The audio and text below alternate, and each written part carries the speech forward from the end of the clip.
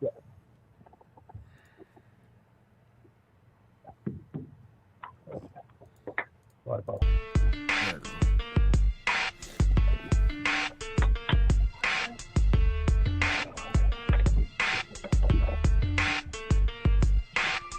You guys still there? Yep. Just about to do the drop. Hold on 1 second. He just went quiet. I wasn't sure. Ladies and gentlemen, welcome to Kyle. Knockouts and 3 counts. Yes, sir. This is Knockouts and 3 counts. And let's do a quick introduction so we can get to our very special guest. Why don't you go ahead and throw your social media and all that good stuff out there, sir? You can find me on Twitter and Instagram at Detroit Knockout, at Detroit NOKOUT. Make sure you're following the show page, Knockouts and 3 Counts Podcast on Facebook, at KO3C Pod on Twitter and Instagram. And I am Devin McKenzie. You can find me on Twitter at Devin63. That's DEVINTHE63. You can find me on Instagram at All Steak No Sizzle. That is not one word. What is it, Randy? It's all one character, one phrase. It's all one word, just smushed together. Okay. I was just giving you a hard time last week. I want to be grammatically correct. Make sure you check out the Reality Era News page on Facebook where we talk wrestling. If you're looking for a car, check out Matthew Hargrave Chevrolet. What? Oh, shit. We switched it up. Oh, we switched it up. Yes, we did switch it up. Yeah, make sure you go check out Matthew Hargrave Chevrolet. That's mhchevy.com. Check out the inventory and hit up my man Anthony, and he will hook you up. Yes. Long story. I'll explain it later. But we got a very special guest. Kyle, why don't you introduce our guest who's coming back for the second time? So, with us tonight, man, we have the return of, let's see, one of the hottest heels out in Mexico right now. Yes, He's sir. going by, if you've been paying attention to his Twitter and Instagram and all the stuff we've been posting, El Rudo de las Chicas. I can't say it real well. But Sam Adonis, how you doing, brother, man? I'm doing good. I'm happy to be back with you guys, and I'm looking forward to come back and out your way in Detroit here in a few weeks. No shit. For who? Ooh La La Lucha. It's going to be May 4th, Oh, yeah, that's I right. believe, Yep, this that's year. right. Yep, cool. It'll be the third time coming back to Detroit, and excited to come and, I guess, represent Mexico in the weirdest way. So That's it's kind of awesome. funny being an authentic wrestler, growing up in Pittsburgh. Man, so definitely I got to make it to that show, man, because I missed you last time. I told Devin all about it last time and how you had people throwing shit from the balcony. I said, dude, you missed out. It's funny because everybody asks me, like, how crazy Mexico's been. And, did you ever feel like your life's in danger? What's going to happen? And there's a few good stories, but I always, have an honorable mention for Detroit. And I tell everybody that, believe it or not, some of the most hostile fans I've ever come across, especially doing the Donald Trump-style character, has been in Detroit, Michigan. So I was at Ooh La La Lucha this past year. It sounds like there's more than one of those stories. If you feel like going into it, feel free to. Yeah, well, Detroit's been pretty wild. That's always fun because I think there's usually have a tequila sponsor, so everybody gets a decent amount of tuned in for those events. Ooh. So they're pretty hostile. I've had people throwing the beers and pushing the guardrail a little closer to the ring. But Mexico was cool because, I've been on lockdown in Arena, Mexico when there was a shooting outside, and Wow. I got followed to my car outside another arena once, and the promoter had to come out and talk down one of the gangsters, one of the neighborhood gangsters. And they basically had to say, hey, this is Lucha, this is what we do here, and please don't kill this guy. Wow. So you've definitely had some close calls for sure. And if it was anything like what I saw this past year, I totally can believe it.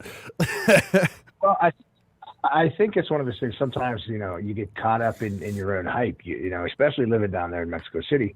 We are rock stars, we really do live a rock star life. You're in the VIP clubs, and it's really sometimes kind of hard to distinguish the difference between Sam Adonis, the character, and the person. So down there, I kind of lived, vicariously through myself, and sometimes put myself in positions that, looking back on, might not have been the best ideas. I've been in some nightclubs with some pretty powerful people in the city of Mexico. Whereas, if I'm sitting next to the wrong guy on the wrong night, I could end up getting, catching a stray bullet or something like that. So it's not till hindsight, you see things clearly, but it's been awesome being down there and, learning the culture, the language, the people, and everything about it.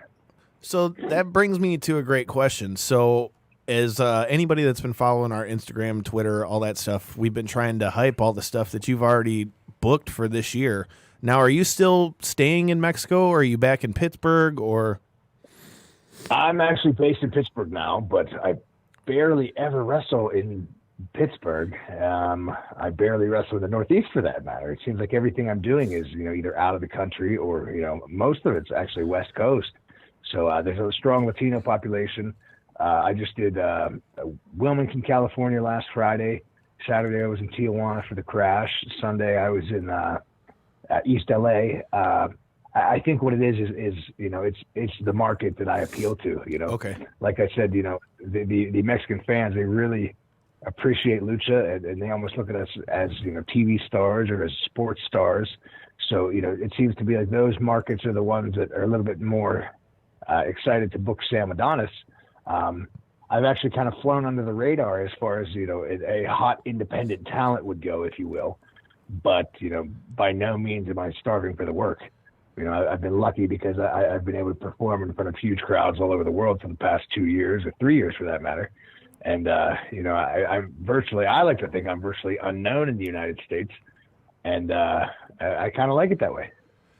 Well, that's what I was going to go into next. So I just saw you wrestled on the big PCW Ultra show they had. Was that a few weeks ago? The AK-19 or whatever their big show. That was just last week. Yeah, that's what I was going to say. That was just last week. It's Friday night.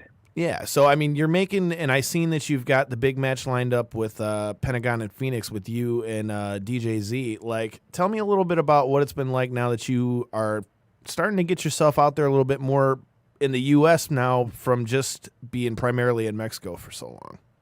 Well, I think American fans are kind of lucky because they have so much at their fingertips every day on the social media and whatever wrestling they want to watch, they can watch. And that's great because there's so much talent out there that they're capable of seeing. However, sometimes it's restrictive because, I worked for CMLL for 2 years, and I don't think they get the American attention that they truly deserve, for being some of the best wrestlers on the planet. So sometimes, through no fault of anybody's, it's just not in the public eye. Because I've spent so much time with these Mexican luchadors, again, like I said, I kind of, I gravitated towards being a Mexican wrestler. And now, I'm getting booked on these shows with these guys. And because Lucha seems to be the hot topic of 2018, 2019, it seems like now I'm finally starting to spread into these, American markets because it just seems like, after a certain amount of time, people are starting to realize that there's a pretty damn decent American wrestler that's been tearing it up south of the border with some of their favorite independent stars. So before you were talking about hanging out in nightclubs in Mexico with some pretty powerful people, for a lot of people out there that might be familiar with Japan, they have what they call sponsors there. Basically, these are like businessmen or people with money that just want to spend time with wrestlers. They basically, buy stuff for the wrestlers and give them money. They hang out with, and they just want to be seen with these wrestlers in nightclubs and stuff like that. Is it very similar like that in Mexico, or is it like a completely different thing? It's absolutely the same. It's one of those things that elevates their image. They might be the friends with the local promoter, or somebody hooks you up with somebody that just say, hey, come out afterwards. I'll take care of you. And it makes their club, a little bit more valuable when they know that the TV wrestling stars are there partying at the night. So it's very similar to the Japanese sponsor situations. However, the ambiance is slightly different. I just got back from All Japan again this past November, and the sponsor dinners in Japan are slightly relaxed, and you don't really get too crazy. At least since I've been going. Right. But the Mexican ones, it's a different breed. They encourage debauchery and fun and excitement. Man, so in your time down there in Mexico, have you seen any walls lately? Oh, shit. Nothing. What I will tell you, though, and this is something that I'm sure everybody will dispute, but from my own experiences, the people of Mexico City have a very different opinion of Donald Trump of what you would think. Most of them have a certain amount of respect for him, almost as like a badass, fearless leader. Mexican politics have been, corrupted for years, and they're so tired of the politics system and, another person winning an election to play the game. They actually like the fact that, even though the message is, kind of anti-Mexican, for some of the things that they hear about him, they still kind of dig that, okay, he might not like us, but the fact that he's willing to stand against us, you have to respect. So that was kind of fascinating for me because, you definitely wouldn't think that. It's a little bit different up around the border. The people that live closer to the border, right. It basically is, most northern Mexican cities are exactly like, southwestern USA cities. So, that same culture, they kind of blend together. But as far as, my experiences in Mexico City, I was definitely surprised how, some people think completely different of our president is what you think they would. Yeah, that was actually going to be my question. Like, is there a difference between, each city in Mexico? So is it almost like certain cities that you being down there works better than other cities? Not really. I think wrestling, and it's one of those things I can explain to anybody until I'm blue in the face. You can't really fathom what wrestling is in Mexico until you're there to see it. Okay. It's literally part of your everyday life. It's there. It's in the newspapers. It's something that I've never seen anywhere in the United States. You can't really relate it to the fact that they don't even really consider it a show. They know there's a lot of aspects to it that are performance based, but it's so highly respected as a sport that the people come and they get absolutely crazy and rowdy. But at the end of the day, you could be the biggest villain in the country. And I would go as far to say that at one point, I was, and I have been, and I may still be the absolute, biggest heel in the country. But their admiration for professional wrestling always outweighs their emotion towards a bad guy. That's cool to see, man, that there's such the respect for that. And my question that comes off that, so we mentioned at the top of the show that you're getting ready to work with Pentagon and Phoenix. We all know that Pentagon and Phoenix have really made their name in the last year or so here in the States, but we all know that they got a big name over there in Mexico. What's it like for you, having been in Mexico so long, to be, having all these dates, working with these guys? And have you worked with either of them over there in Mexico? And if so, what was that like? They have been two of the guys that have eluded me as far as actually working against or teaming with. But I have been on, countless shows with you guys. And the fact that I speak Spanish, I'm able to create a rapport with these guys that I think that kind of gives, a little bit of a special anticipation about this match. I'm looking forward to it. They're looking forward to it. And the people that have been waiting for it are looking forward to it, because it is something that, hasn't happened. And, these guys are lucky because most of their dates are in the United States, and they're staying so busy, worldwide that, we haven't really had the opportunity to get in there and mix it up. But, I'm on with both of those guys February 28th in Pittsburgh, and then I'm wrestling Pentagon in a singles match WrestleMania weekend. And the fan outpour has been ridiculous. Which show is that going to be for? The one Mania weekend? That's Black Craft Wrestling. Okay. Yeah, but these guys, it almost seems like, it's a bigger deal in Mexico than it is in the United States. And that's just because of the purists that do follow everything. They're actually super excited to see, almost, I hate to use the term dream match because I don't think I'm a wrestler worth being considered to have a dream match, but that's kind of, what some of the fans kind of refer to it as, because they are two of the hottest baby faces in the world. And, at least down there, I've established myself as one of the hottest heels, and, it's definitely going to be a awesome situation to be in. I definitely might have to make my way to that show Mania weekend because I'll be down there. I love how you knew that. It's actually a midnight show. It's a midnight show, so it's not going to interfere with too many of the other ones. But as excited as I am to mix it up with Penta one-on-one, I don't know if I'm too excited about getting in the ring at about 2 a.m. So how about, that's a good question. How much does that affect you guys with your match times? Because I can't relate to it, obviously, when it comes to pro wrestling and stuff, but I know in MMA fights and boxing fights, I can't tell you how many times I've been at a fight and we'll be waiting in the back to go out to the cage or whatever, and you're not getting to fight if your guys in the co-main event or main event, you're not getting out there till 1:30, and to keep yourself warm all that time, what's that like for you guys wrestling? Usually it comes down to circumstances. I'm sure Pentagon and Phoenix are probably the two busiest guys WrestleMania weekend. With all said and done, they're probably going to have, upwards of 20 matches. Right. So I'm sure it could be, especially draining for them. I will be tired, of course, because I'm usually in bed by about 11 o'clock. But sometimes your adrenaline does carry you through it. And usually, as a performer, it's the energy in the building. And a lot of times, with a guy like Pentagon especially, who is just oozing charisma, and, someone like myself, who, I pride myself on my ability to create an energy. I think, whether we're both exhausted or not at 1 o'clock in the morning, by the time we get in the ring, when the people are feeling it, I'm sure, we'll be on cloud nine. So as you start to make your ascent and, try to spread out more through the states, like what are some of the big goals for you, man? Are you trying to, are you trying to stay more stateside? Are you going to still mix between Mexico and here in Japan? Or what are the goals for you for 2019, man? I don't really have any goals.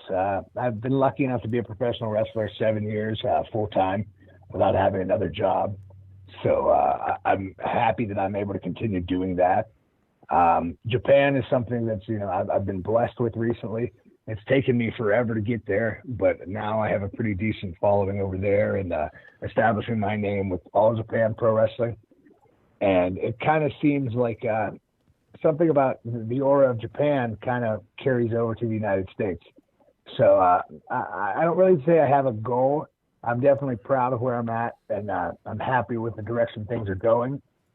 There's nothing in particular that I want to do other than maybe, stay more consistent in Japan. But I'm not too familiar with the United States indie scene. I don't really know what's hot or where it's going to go.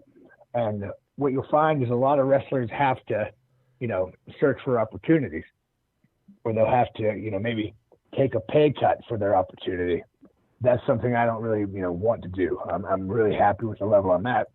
So I'd like to, keep doing what I'm doing, and hopefully it takes me to some different cities, different markets, and just in the end, hopefully there's some wrestling fans that will eventually be able to enjoy Sam Adonis, the character, and, see me if they've never been able to enjoy it before. You said something very interesting there. Like you said, you're not very familiar with the American independent wrestling scene. Right now, I honestly feel like this is probably one of the best times in professional wrestling with New Japan making their way over here, and Ring of Honor. There's spots there. Impact is working their way back up, and now with the announcement of All Elite Wrestling coming out, is that a goal for you to reach some of those companies, or do you still feel like some of the, I don't want to say lower, but some of the lesser named companies like Pro Wrestling Guerrilla or I can't think of the one in Cleveland, but some of these other AEW? Yeah, AEW, yeah. AAW. No, AAW. But some of these independent, are those the ones that you want to target, or do you see yourself trying to work your way towards like a All Elite, Ring of Honor, or something like that here in America? I'm a professional. I go, wherever wants to hire me. Like I said, there's nothing. Can't hate on that at all. As far as goals go, I really don't mind. I had a WWE contract in 2011, and since then I feel like I was lucky enough to have a taste of the mountaintop early on, and all I've ever wanted to do is make a living doing what I love, and I'm able to do that now without any of that, and I basically get to call my own shots. So there's great companies, there's great talents all out there. I'm not going to say there's nothing that I would turn down, but, I'm definitely proud of where I'm at and what I'm doing. And I think I have enough to offer that, maybe one day I will end up in one of those places. But it's not something I necessarily need to actively pursue. Now, here's another question. So you mentioned that you've worked in Mexico. You mentioned that you want to work more consistently in Japan. When you switch from whether it's say, you got your show February 28th in Pittsburgh, and then who knows, maybe you go back for a tour in Mexico and then straight to Japan. Does that change at all? The way, you work your matches, or does that change like how you go about, what you want to get accomplished in a match, depending on, the culture that you're in? Yes, 100% it does change. You just have to adapt your style to what the local market likes. So clearly in Mexico, you're going to speed it up a little bit. In Japan, you might want to, be a little bit more stiff, if you will, or lay your stuff in a little bit more. But these are the minor details. One thing I've been able to learn, all over the world is it seems all wrestling fans are more attracted to a personality than they are the actual moves of the wrestling. In my opinion, that's why Pentagon is able to get over so well. Some of these bigger independent names in the USA, might not do the coolest of the high spots, but being consistent as a character and conveying an image, that's almost international. So other than the minor tweaks, just knowing your audience, it basically comes down to just, staying true to who you are. So shout out to Movado. I see you in there watching with us, watching live. Your opponent from last year's Ooh La La Lucha. Are we going to see a round 3 with you guys this year? Oh, I plan on taking his damn mask off. Everybody wants to take his mask. Why is That's that? kind of what I do. I'm the only guy in history to take off Ultimo Dragon's mask in Japan and in Mexico. So, and in the United States for that matter. So I might as well, aim high and take a Detroit Legends mask off as well. Man, you need to tighten that thing down, Movado. Everybody's coming for that So- mask. I actually wrestled Movado, I believe it was May of last year. I wrestled Movado in Mexico City. So he's been doing great for himself. He made his way down there. I think he's actually going to be back there in a few weeks. I don't know if we'll be on the same shows again, but he's making waves, and we always have great chemistry, great matches. The people aren't ever disappointed. And again, it comes down to that chemistry we talk about. When you create an energy in the room, it makes for the moment. It makes for the match. And it seems like anytime, I've been in Detroit, I've been lucky enough to be in there with Movado, who, controls the crowd better than a lot of the guys. So I'm convinced the 4th of May will definitely be another epic night at St. Andrews Hall. Yes, sir. Definitely looking forward to it. And like I said, I'm going to do my best to be there for it this time, man. We've talked to you before about your brother, Corey Graves. Some people might not know that is your brother. Once again, what was it like? Oh, okay. I thought you had a problem. Once again, for people that don't know, tell the people about you and Corey Graves growing up in the Pittsburgh wrestling scene, and what was it like roughhousing with him growing up? Well, a lot of people don't know, but my dad was one of the promoters independently in Pittsburgh, so I basically grew up around wrestling. And as far back as I can remember, probably starting around the age of 10 or 11, I would travel to all the shows with my brother. And I was little Sam. I was basically a little fat kid that watched way too much wrestling and knew way too much about it. So like me. I would travel with him, and it was one of those things where I was just obsessed with it. I was more into it at 10 years old than most of the wrestlers were. So, going to these shows and meeting the boys and being around it, that's definitely added to my success, if you will. Because, at 12 years old, I remember sitting in a hospital room, arguing with a guy named Shirley Doe about Japanese wrestling from the 90s. It's one of those things that it's kind of just added to the story, and it's made me who I am. So luckily, my brother has had, a really good name through his wrestling career. And, the connections I've made because of him has been great. But, of course, we wrestled around the house. We would watch tapes together and watch wrestling together. He actually trained me, but, it got to the point where I would go stay at his house and I'd be the one bringing obscure Japanese wrestling tapes and, hey, hey, we got to watch this, check this out. So Like here's been a huge. Yeah, watching Japanese death matches with like Terry Funk and Mick Foley. Yeah, and Great Muda or Great Sasuke, all that good stuff from the 90s. So, he's definitely been a major influence on my career. But at the same time, I think he'd be willing to tell you that, the fact that we grew up in such a wrestling family, being around it together, has definitely added to his success as well.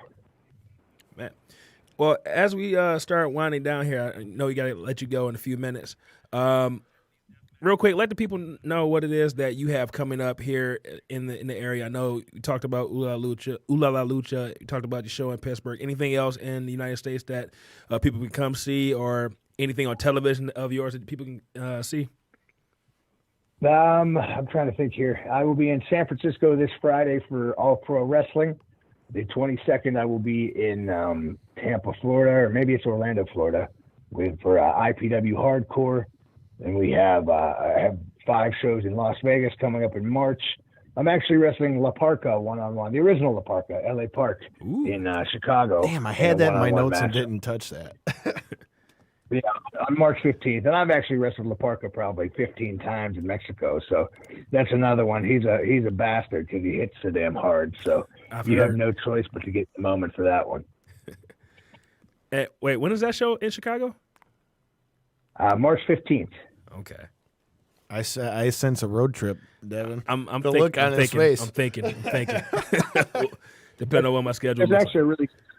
There's a really good company I've been working for in Chicago, and it's called Warriors Wrestling, and they've been drawing 2,000 or 3,000 people every event.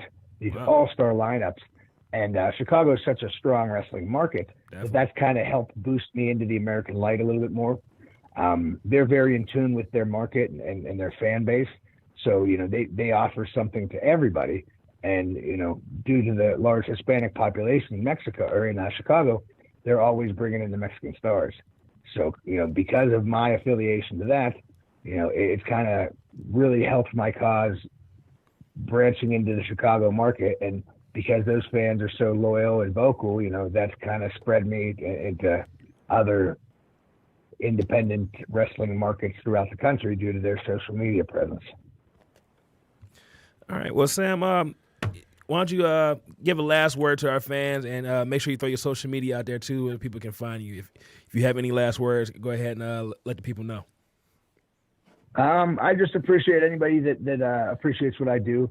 I pride myself on being an actual heel. I like being a guy that pisses you off. In 2019, nobody can convince you that it's real, but I can convince you that I can make you forget that it's a show, if you will. So I like knowing that I can piss even the most jaded fans off. But at the end of the day, it's entertainment, and I'm proud to be a part of it. I'm proud to have people, that do support me. Anybody that wants to find me, I'm on Instagram and Twitter at Real Sam Adonis. And I hope 2019 is as good as 2018 was, and hopefully I can meet as many of you as I can. Well, brother, man, we appreciate you coming on again, and I definitely will have to hit you up when I get down to New York, and maybe we'll have to have another beer downtown in New York, man. Awesome, brother. Sounds good. I appreciate it, and I'll speak to you guys soon. For sure, man. Thanks for the time. Thanks a lot, man. All right, thanks a lot. Bye. Yep. All righty, that was Sam Adonis. I don't know, man. For any of you that haven't gotten to check him out or gotten to see him live, you really need to, because after what I saw at Ooh La La Lucha, that guy had them motherfuckers ready to riot.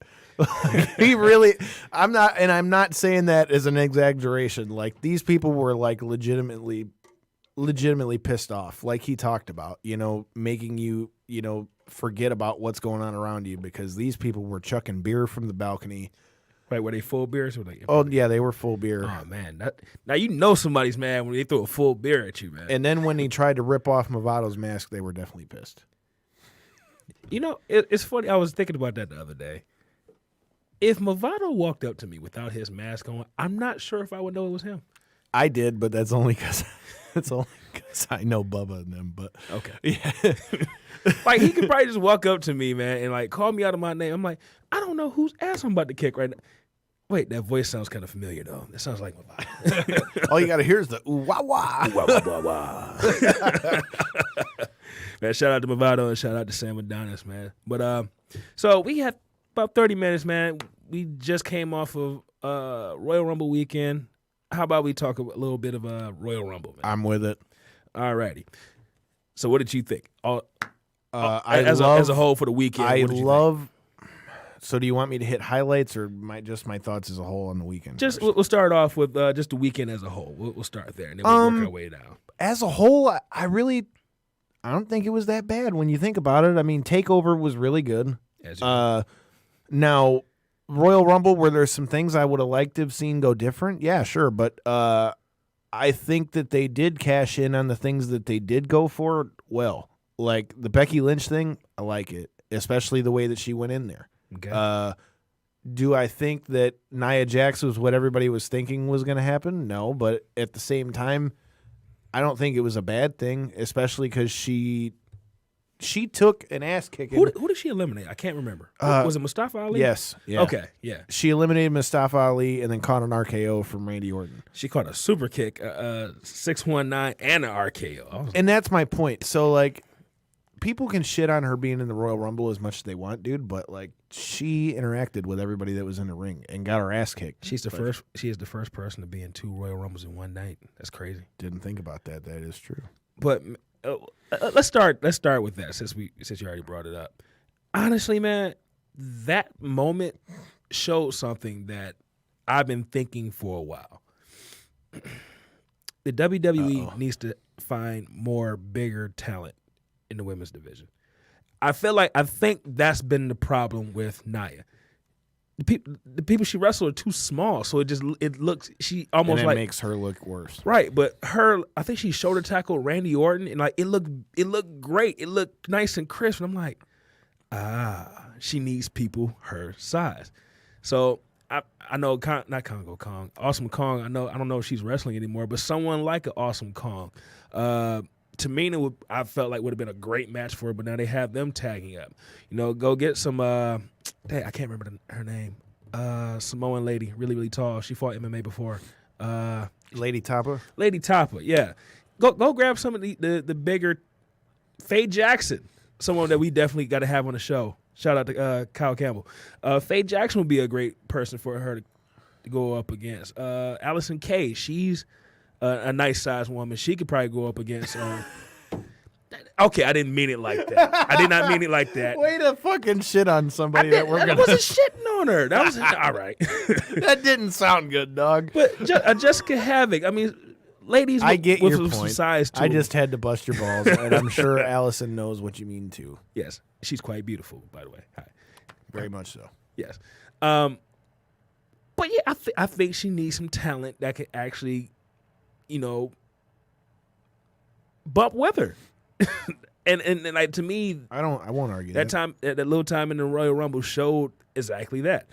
I thought the weekend was very good, even though my weekend was pretty crazy. I had to watch it in like spurts and stuff like that because I was moving the whole weekend. But to me, the highlight of the whole weekend was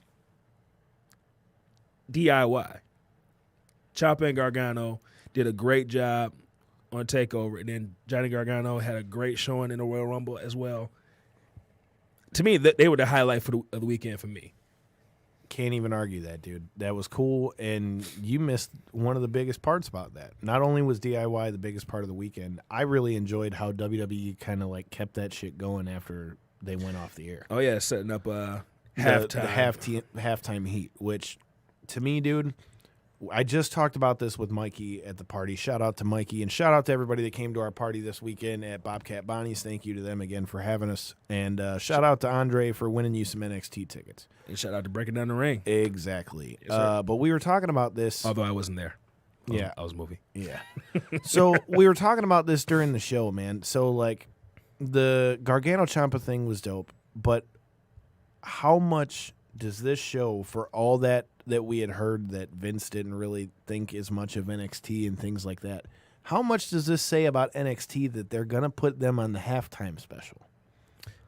Oh, that's definitely says a lot.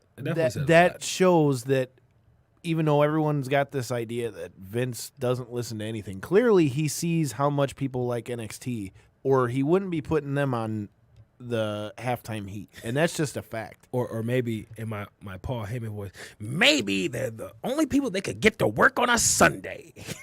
Well, clearly that's not true. Well, on a Sunday that wasn't a pay-per-view Sunday. Now, the thing I want to know is, Is this going to be live or is this going to be a pre-tape? It's going to be. Well, yeah, that's a good point. I don't know. And is it going to be an empty arena? Is it going to be? I think the empty arena would be fucking sweet. Dude, I don't care what nobody says. Halftime heat between Mick Foley and The Rock was the shit. I agree. I definitely I don't agree. care what nobody said. Even though I was too young to understand that they had pre-taped it, the idea of thinking at the time that they're in an empty arena just beating the shit out of each other, going through the kitchen and everything else, to me was awesome. So, man, now I might have to look this up to see if NXT is on tour that Sunday. Maybe they'll do a live feed from one of the NXT shows or something like that. Oh, by the way, we'll be at NXT March 3rd. at the Royal Oak Music Theater. Come check us out. Hell yeah. If you see us, come say hi. We'll be somewhere down on the floor, I think. Yep. Okay, yep. But one thing that I was a little disappointed in was that we didn't get to see the Velveteen Dream. I was hoping that he would be in the Rumble.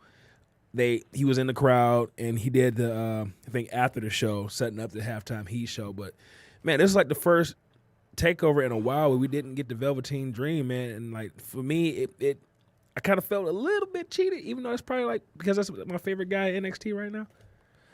I think what they did with Velveteen still made him look good, though, because they made him look like a big star. The fact that you have him sitting there in the front row, and then for that, two beautiful ladies. Yep, and for that to happen the way that it happened at the end of the show, dude. Like, don't get me wrong, I'm always down to see a Velveteen Dream match, but I'm just saying, like, that's a pretty good way to keep him looking good. Because think about it, you've essentially just hardwired him into, even though he says he wants Johnny Gargano in the North American title.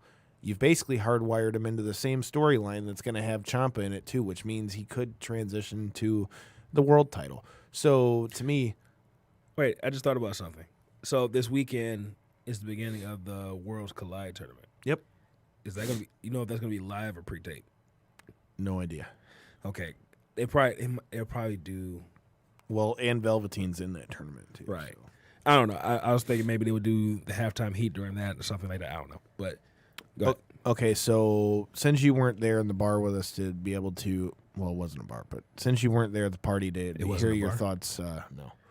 There was a bar, but it wasn't like just a bar. Did they have alcohol? Yeah. So therefore, it's a bar. It was a restaurant, but it's a restaurant bar. I'm sorry. Go ahead. Amber Driver, how you doing?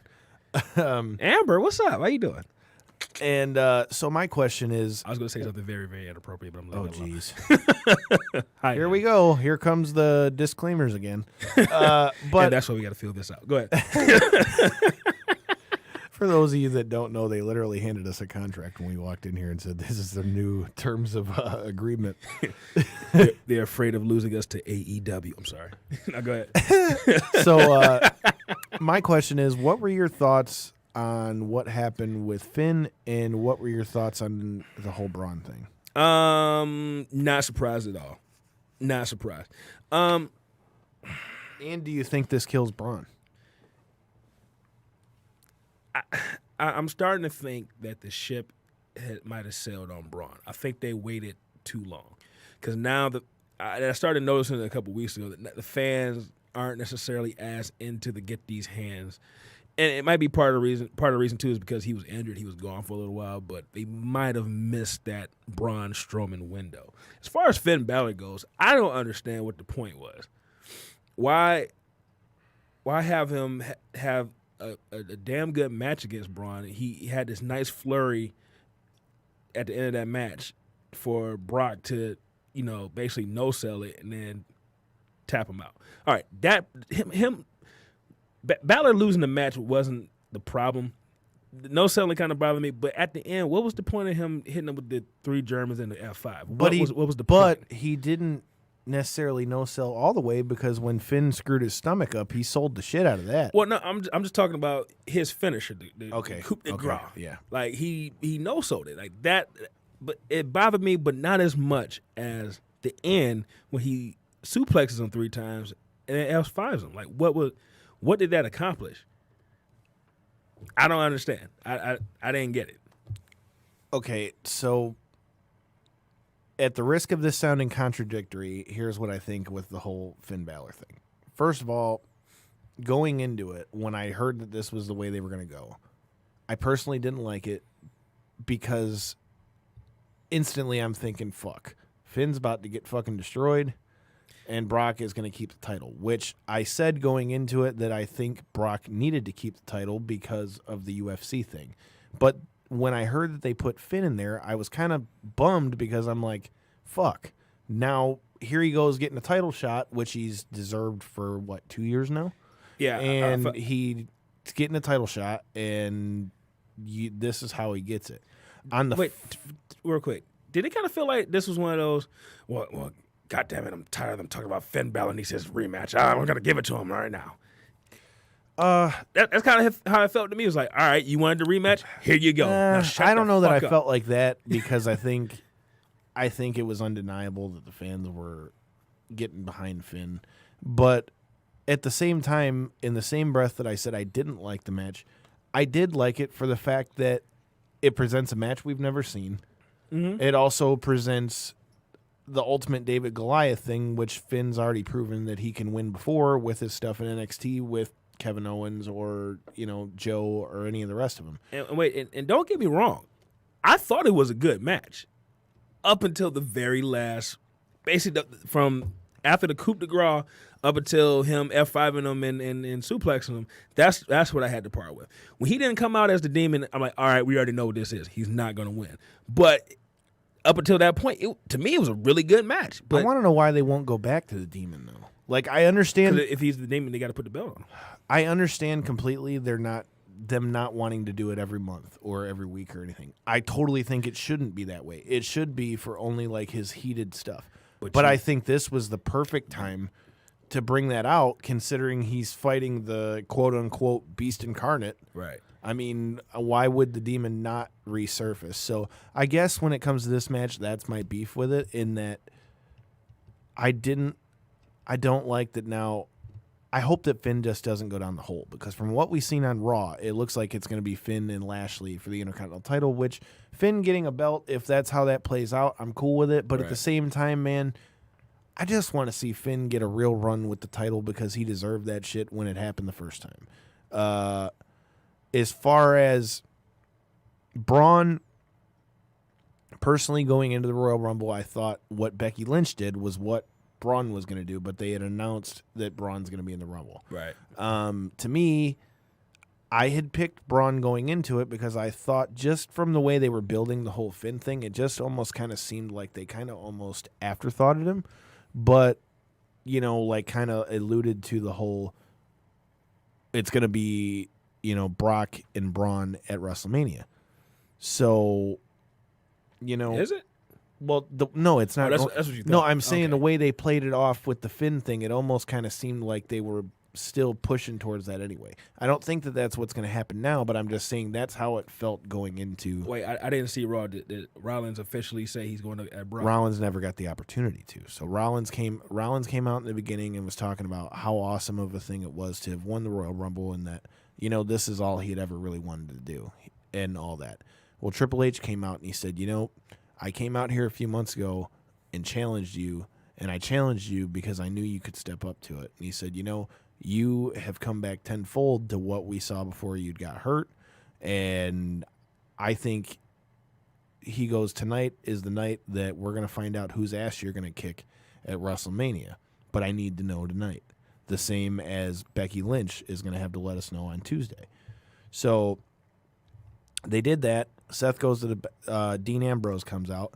Dean Ambrose starts giving him the whole, I always had your back when this guy didn't think you had anything and blah, blah, blah, blah, blah, and all that. And then Triple H goes, coming from the guy who, just said all the stuff he had said about him and, turned his back on him when you found out your brother had leukemia. Right.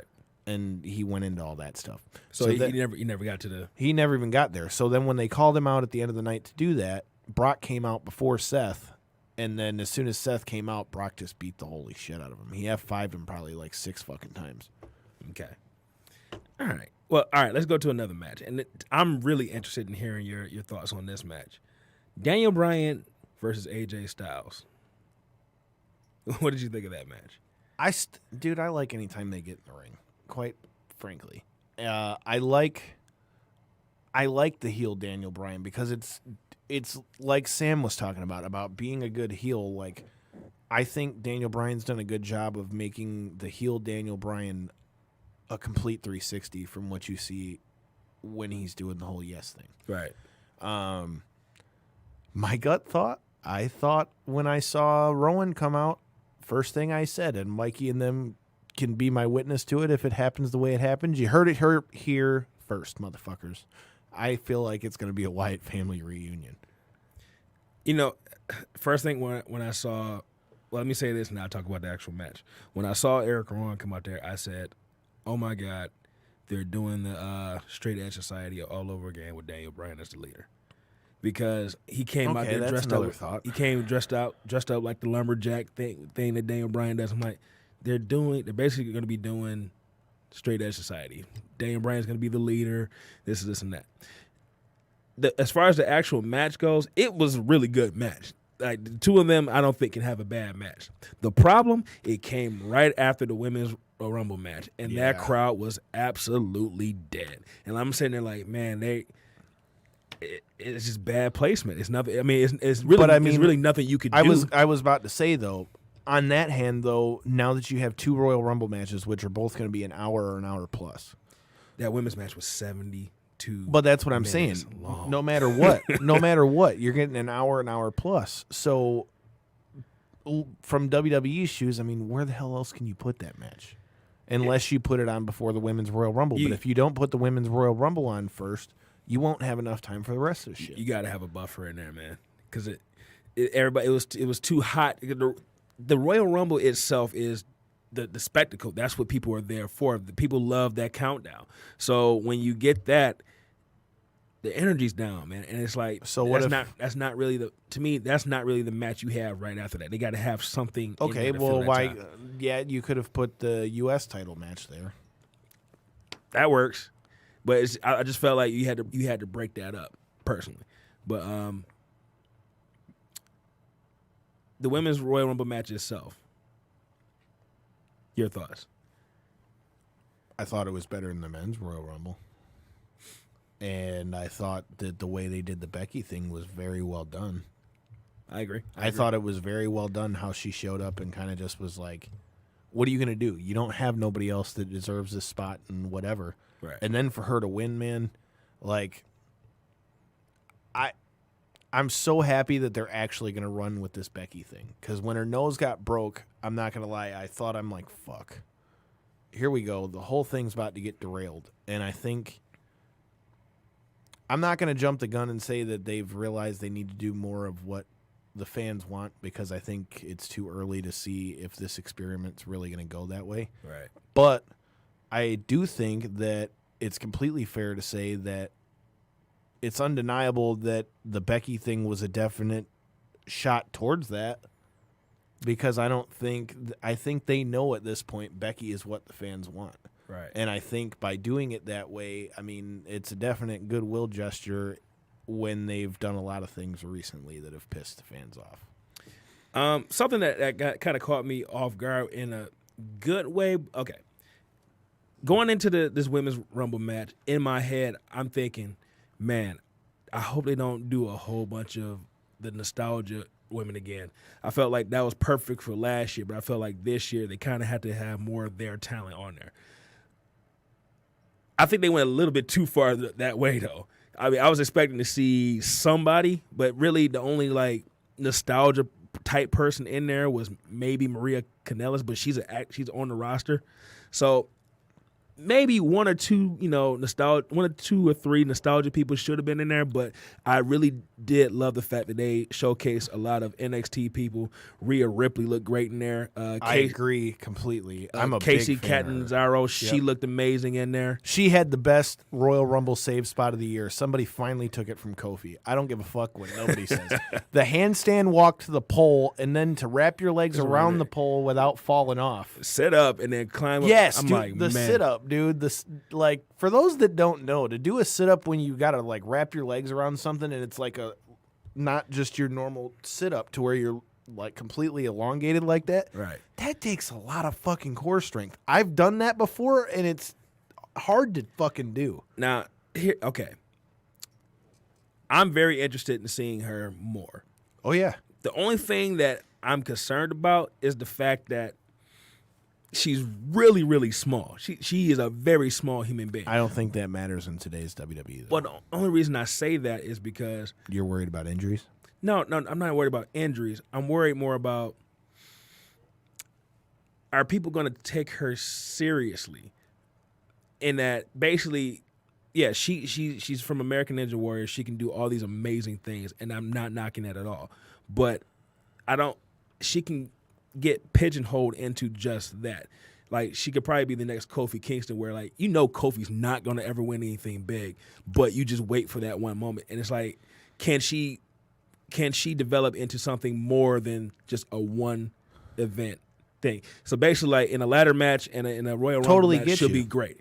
But can she develop into something that can work on a house show on a weekly Totally basis? get you, but I got a counterpoint to that. Yeah. So a guy I went to school with, Stacey Irvin, was also on American Ninja Warrior, and he's been down there in NXT.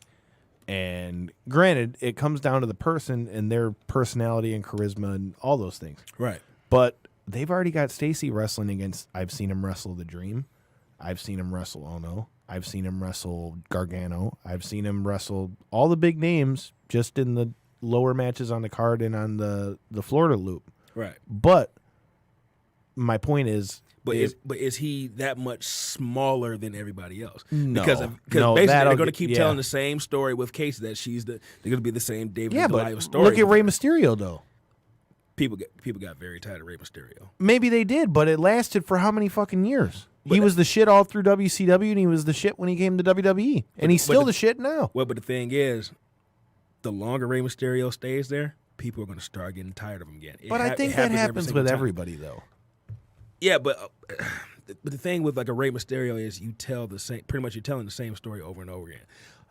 And I hope it does. I'm not saying it's going to happen. All I'm saying is that she is going to have to. She's got her work cut out for her, but I think with her athleticism and things like that. Plus, here's another thing. But it has to be more than the athleticism, though. She has to be able to connect with the crowd. But she's got a lot of great people in her corner, though. I mean, from what I see, she's dating Ricochet. Ricochet's on fire down there. So if anybody can help her with that, anybody can help her with that, with personality. I'm not just Ricochet? Hold on a minute. Let me finish my point. I'm just saying the Soldier Boy Ricochet. I'm saying off of what I've seen off of their Instagram and stuff like that. I mean, I've seen she's been tight with like Rhea Ripley. Rhea Ripley came up from being just the quiet little whatever. But that's the point I'm making. She has to somehow come up with something. No, for sure. That I'm not connects saying with she people. does. That's all I'm saying. Oh, I'm not saying she doesn't. But I'm just saying I think she's got the right people around down there to be able to do so. Okay. I mean, I'm not saying she's going to or she's not because only time will be able to tell, but I think she can. All right. We got a few more minutes. Is there anything that you wanted to touch on from the weekend? What do you... Oh, shit. Wait. I got to say this. Bianca Belair versus Shayna Baszler. I liked the match, except there were things I thought were clunky, like I told you. Okay. I agree with you. But I thought that match was going to be a disaster. I thought, not necessarily a disaster, but I thought it was going to be very, very, very sloppy.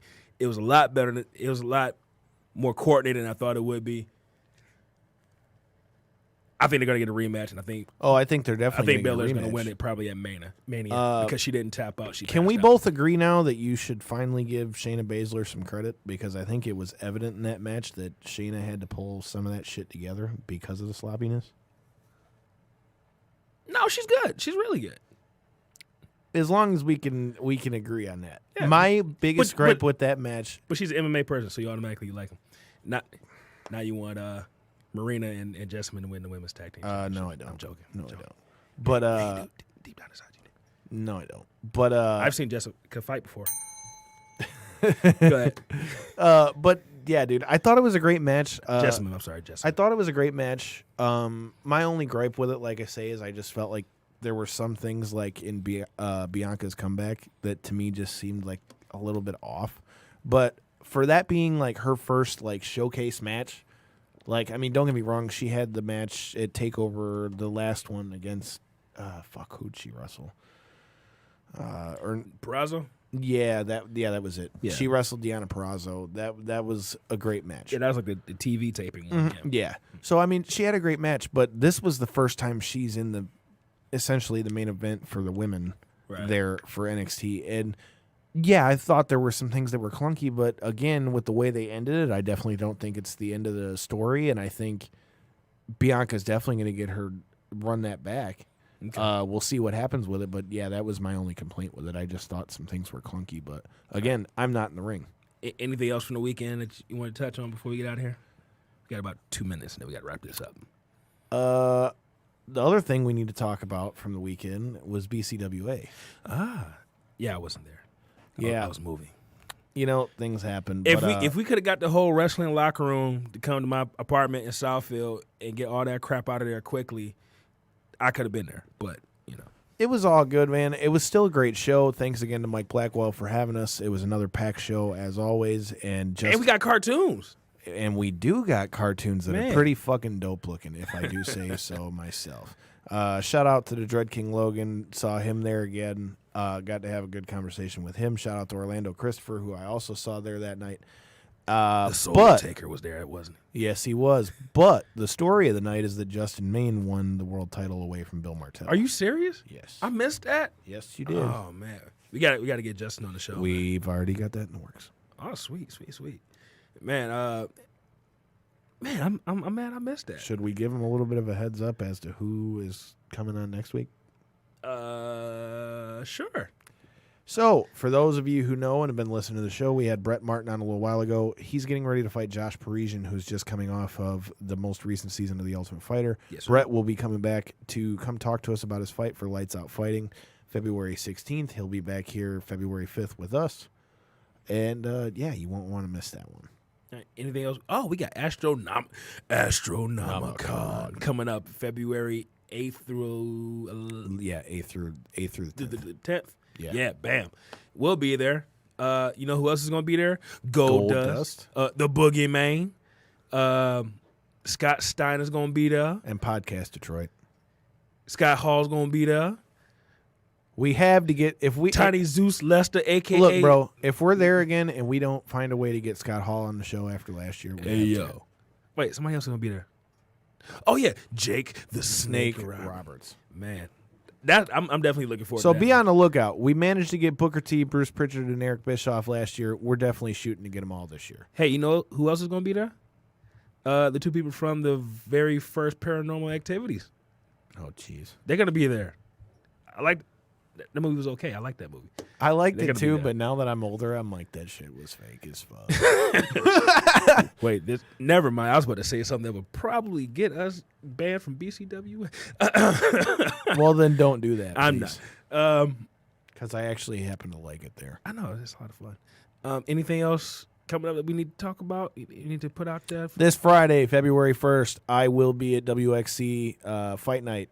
It's going to be a lot of good fights. Crystal Gardens, Southgate, Michigan. If you're there, check it out. I'll be there. Bobby from Cage from the Cave will be there. And, other than that, can't think of shit. Shout out to Bobby for helping out with the show a couple weeks ago, man. Hell yeah. And check out Cage in the Cave. Yes, sir. You know what? You know what I did not do? I did not tell the people that, hey, we've had some of the people from Sports Lab Podcast, guys that we're pretty cool with. I was a part of their fantasy football league, and guess who won the championship? It was rigged. It was Randy. Podcast Detroit reigning supreme, and you shitting all over me, man. Oh my God. Yes, I was the champion, and I won $700. I'll look at that in a second. A lot of that being said, man, anything else before we go? Fuck your couch. What, you didn't even put your social media? Oh yeah, I got to tell you those too. Not that I didn't already tell you that. Couch, but yeah, fuck your couch anyway. But you can still follow me at Twitter and Instagram at Detroit Knockout, at Detroit NOKOUT. And all you guys that I know are seeing our posts when we're talking about the fights and all these things, man, share the shit out. Help us out. Please.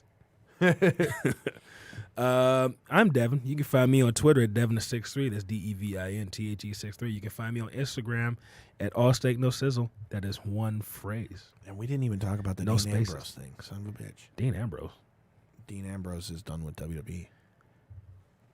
Oh, yeah. WWE announced it themselves. Really? Yes. Like now? Or It came out hours ago.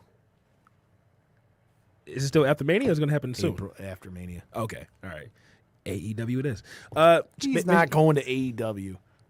All right. Well, Japan it is.